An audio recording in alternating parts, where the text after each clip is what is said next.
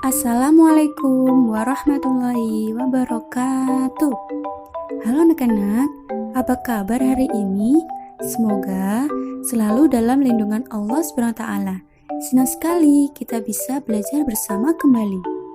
Hari ini kita sampai pada pelajaran keempat dengan tema Mari Mengenal Zakat. Nah, sebelum kita memulai pembelajaran, mari kita berdoa terlebih dahulu. Bismillahirrahmanirrahim.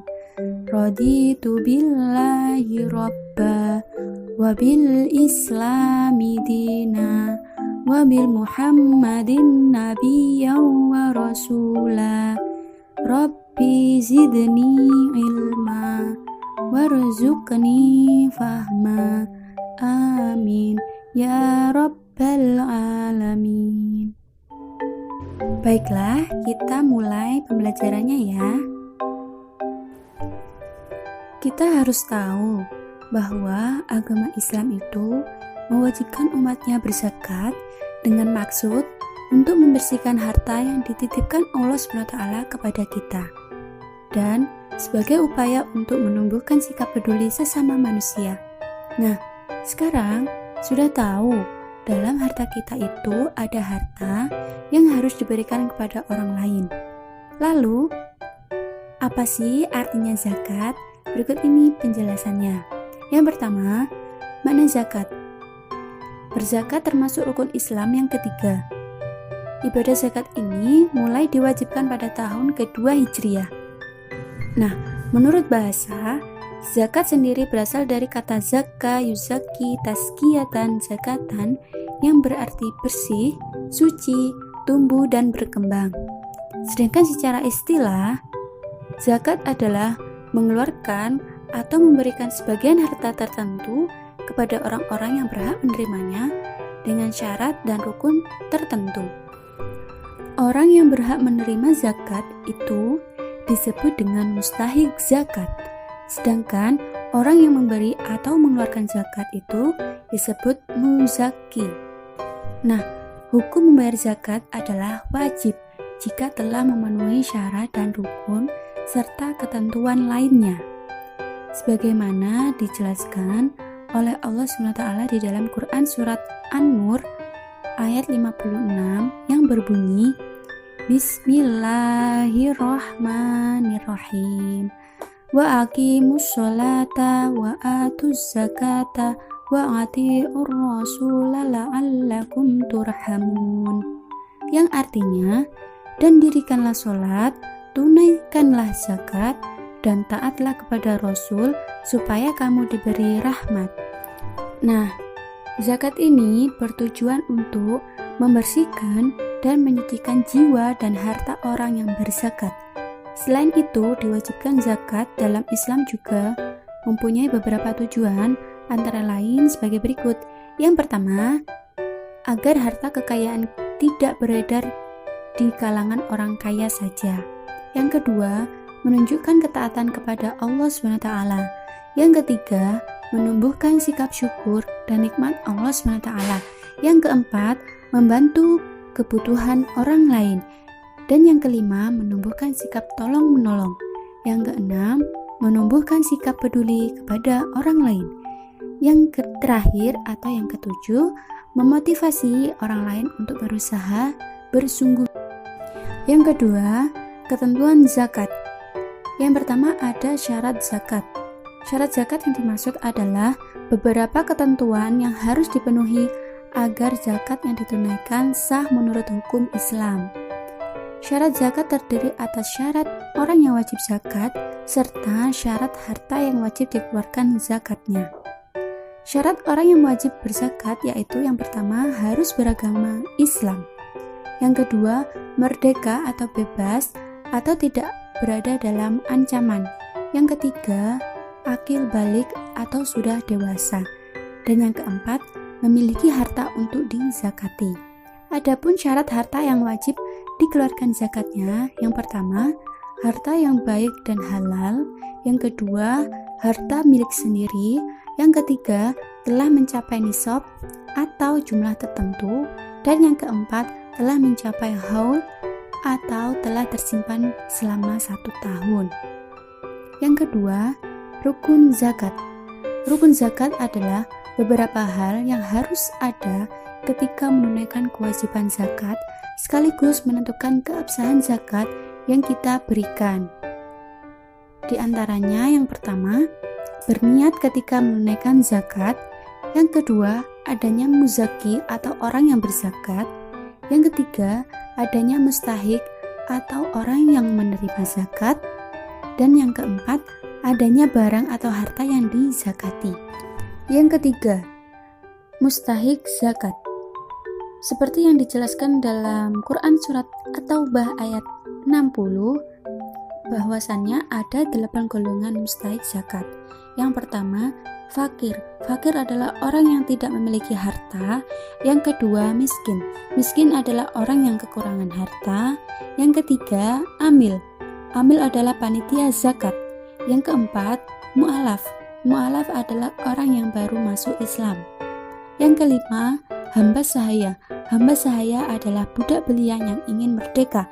Yang keenam, gorim. Gorim adalah orang yang masih berhutang. Yang ketujuh, sabilillah. Sabilillah adalah orang yang berjuang di jalan Allah SWT.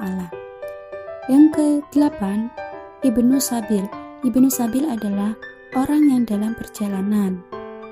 Nah, itu tadi 8 golongan yang berhak menerima zakat atau yang disebut dengan mustahik zakat. Yang selanjutnya ada macam-macam zakat. Macam-macam zakat ini ada 2. Yang pertama zakat fitrah, yang kedua zakat mal. Nah, apa sih yang dimaksud dengan zakat fitrah? Zakat fitrah adalah zakat yang diwajibkan kepada setiap jiwa, yakni mengeluarkan sebagian harta berupa makanan pokok yang dimakan kepada orang yang berhak menerimanya.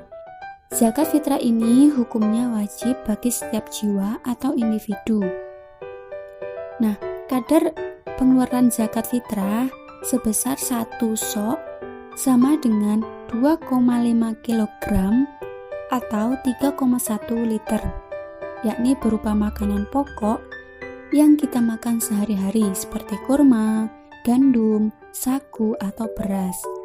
Selain itu, membayar zakat fitrah bisa juga dilakukan dengan uang sebagai pengganti beras atau makanan pokok sesuai dengan harga di pasar. Kemudian, kapan waktu yang tepat untuk membayar zakat fitrah? Nah, waktu utama mengeluarkan zakat fitrah ini adalah sejak terbit fajar Idul Fitri hingga menjelang sholat Idul Fitri.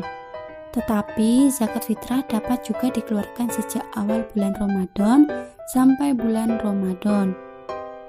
Nah, apabila zakat fitrah diserahkan setelah selesai sholat Idul Fitri, maka zakat tersebut tidak termasuk dalam kategori zakat fitrah, melainkan sedekah biasa. Kemudian, untuk niat zakat fitrah kepada diri kita sendiri, yakni Bismillahirrahmanirrahim. Nawaitu an ukhrija zakatal fitri an nafsi fardhol lillahi ta'ala.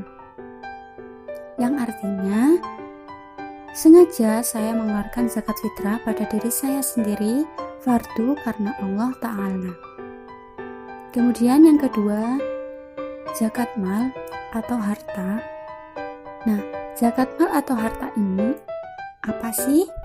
Zakat mal artinya zakat harta, yaitu zakat yang dikeluarkan disebabkan atas harta atau mal yang dimiliki oleh seseorang dengan syarat dan ketentuan yang telah ditetapkan dalam hukum Islam. Mal berasal dari bahasa Arab yang berarti harta. Hukum mengeluarkan zakat mal adalah wajib bagi orang yang telah memenuhi syaratnya. Adapun syarat seseorang diwajibkan mengeluarkan zakat mal sebagai berikut. Yang pertama, pemilik harta adalah orang Islam yang telah balik dan berakal. Yang kedua, harta milik penuh, yakni harta merupakan milik sendiri. Yang ketiga, berkembang, yakni harta memiliki potensi untuk berkembang.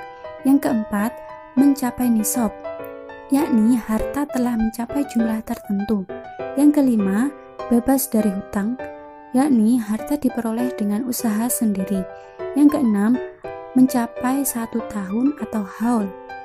Yang ketujuh, dapat diambil manfaatnya. Contohnya, rumah, mobil, ternak, hasil pertanian, uang, emas, perak, dan lain sebagainya. Kemudian, jenis harta dan jumlah zakatnya. Tidak semua harta yang kita miliki wajib dizakati, hanya harta tertentu yang wajib dikeluarkan zakatnya. Jenis harta benda yang wajib dikeluarkan zakatnya antara lain berupa an'am atau binatang ternak, emas dan nukut atau perak, tijaroh atau harta perniagaan, zuru atau harta pertanian, yang selanjutnya makdin atau hasil tambang, dan rikas barang temuan. Yang selanjutnya, hikmah membayar zakat. Yang pertama, sebagai ungkapan rasa syukur karena Allah SWT telah memberikan banyak nikmat kepada kita berupa kekayaan dan harta. Yang kedua, untuk menyucikan diri atau pribadi dari dosa. Yang ketiga, tolong menolong sesama manusia. Yang keempat, membangun silaturahmi. Yang kelima, jauh dari dosa. Yang keenam, meningkatkan ketaatan kita kepada Allah SWT. Yang ketujuh, membersihkan harta, jiwa, dan raga. Nah, itu tadi penjelasan mengenai zakat. Mungkin cukup sekian pembelajaran hari ini. Sampai jumpa pada pertemuan berikutnya. Mari kita membaca hamdalah bersama-sama. Alhamdulillahirabbil alamin. Kami akhiri. Wassalamualaikum warahmatullahi wabarakatuh.